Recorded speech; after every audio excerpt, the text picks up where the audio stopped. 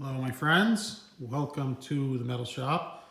Today, as promised from last week, we are working on the glove box. Now this is the Gibbs, one-piece molded plastic glove box. And Gibbs, I can't remember the guy's first name, but I believe it's a guy that owns a big plastics manufacturer in Texas, and he was building a Factory 5 and wanted a solution for the glove box, and he started manufacturing these.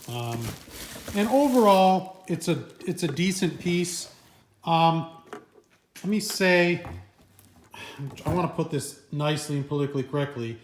It's the only thing not inexpensive about this is the price. It's about $200, and it's cheap. It's an inexpensively produced plastic molded part. It's not, super quality. It just really isn't. I've already put this one together. I bought it from Finish Line. It came, disassembled, if you want to say that. There's a little Allen bolt here, and a little nylock nut, and a little nylock washer that you have to put on here for the hinge assembly. Not a big deal. It's a little bit fiddly, and let's just pretend that I didn't spend 2 hours working on the lock assembly.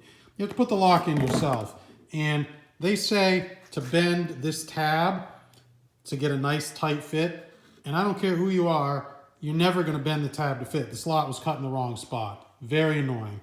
I had to get out here with a Dremel with a plastic rotary blade and open up the slot, and then a little burring file. I had to kind of cut it on an angle to make this function properly. And I tried bending this tab 16 ways to Sunday, and no amount of bending was going to make that fit. So, small attention to detail like that. Sorry I didn't bore you with and the only thing that keeps it closed really is the lock. So, there's no push button. You can't remove the key. I mean, you can remove the key, obviously, but you can't remove the key and then still get into it. And that's kind of not a lot of foresight there. It'd be nice to have you remove the key and there's a little push button to open it, but whatever, it is what it is.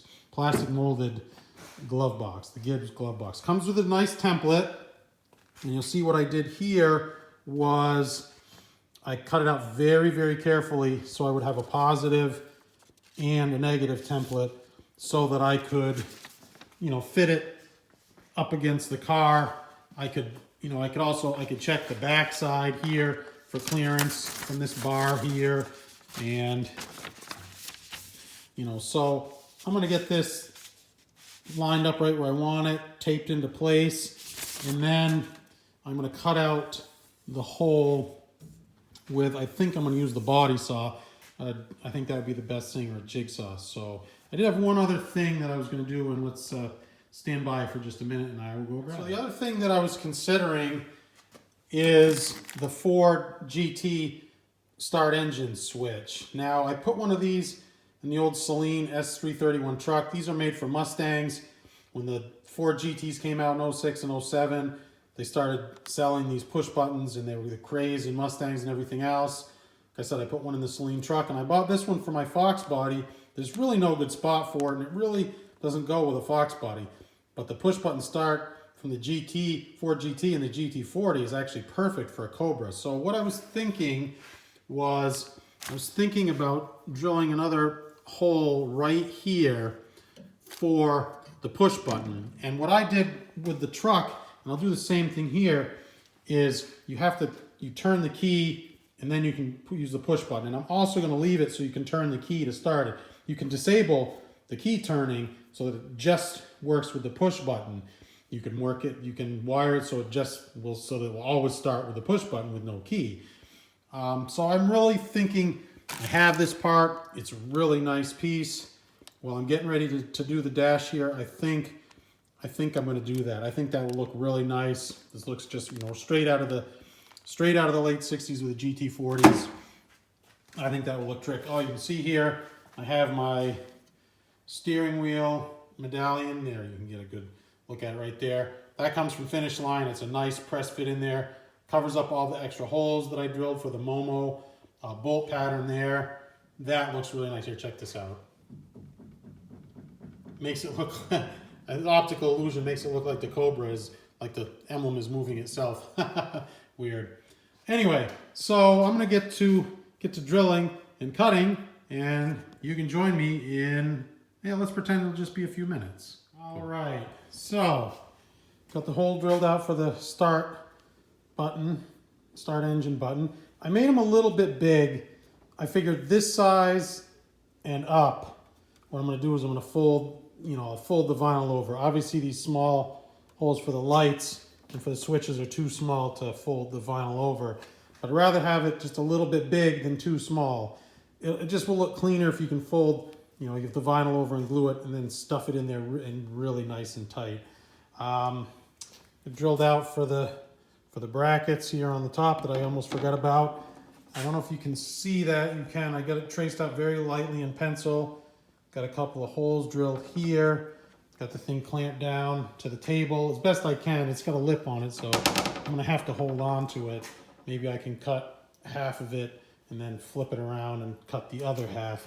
So I think I'm gonna try a jigsaw first.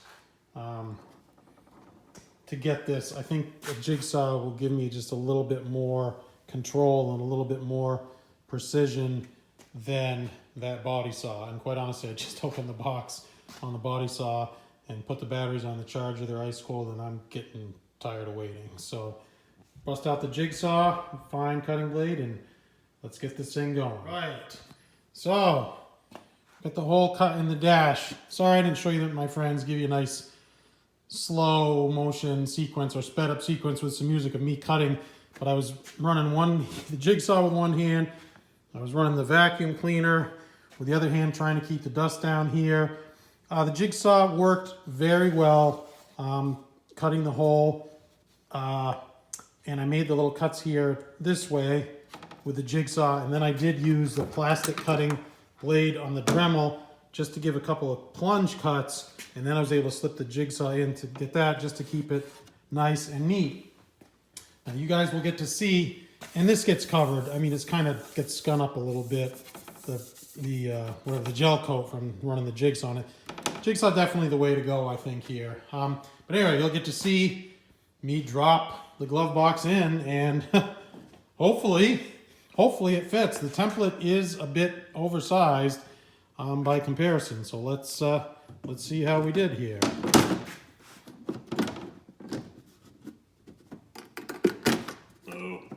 Oh, there we go. Nothing to it. Drop right in. Let's see, does it open? Opens nice. So look at that. The last thing to do is I'm going to put the dash back in the car real quick. Just double, triple, quadruple, 100% sure. Make sure that I missed the, and I measured and measured and measured and made sure that I missed there. So I'll get this put back in the car. We'll close out the video, making sure everything fits. And then the next video is going to be covering the dash in vinyl. So stand by. All right, so fits, no problem. I did a good job measuring. And it sneaks under there with maybe a 1/4 of an inch or so to spare, which is nice. Tons of room inside of this dash, should I opt to do windshield wipers or whatever someday. But I think that looks nice there, like that. Kind of lines up with this kick out down here. I looked at a bunch of pictures of the 289 cars, and that's kind of sort of how they did it, and pretty much lined up with that. That's really where it needed to go. If I'd went this way any further, I would have been in to this bar here in the back pretty quick. But fits, that does the trick. I also want to show you, it mounts with these, he's got these aluminum brackets and they're kind of padded, and there's holes in the box on either side. And what you do is you just, you attach it here and it snugs up against the back of the box on that, through that slot. One more thing, they gave me nice Allen screws there, but no nuts. So, it's a niggly little thing. For the hinges, they had the little washers, the little Delrin washers there, and they came with everything, but no nuts. I got to go to the hardware store to pick those up. For $200 that I paid for it, sure would have been nice to have hardware complete. Would have been nice if the lock fit a little better. And the other thing too is when it's locked, you can't, of course it's, now I can't get it with one hand, but you can't remove the, there we go. You can't remove the, the dashboard if you wanted to because the lock actually holds it in place. There. Did want to show you the Ingersoll Rand body saw. It did finally charge up. It's nice. Rechargeable lithium ion. It's got the light there at the end, and it's very easily controllable. Probably would have been pretty nice to cut out the cut this out, but quite honestly, doesn't matter. You know, it's got this nice finished edge covered up. Anyway, so my friends, thank you for watching. I really appreciate your support. Please give me a thumbs up. Give me a like. Thumbs up, like, same thing. Duh, yes. Click subscribe, please, if you're new to the channel. Give me some feedback. I love the comments. Respond to all my comments here. So we're knee deep in this Cobra build here. Like I said, next time we're going to vinyl cover that dash. All right, my friends, take care. Bye-bye. Cobra.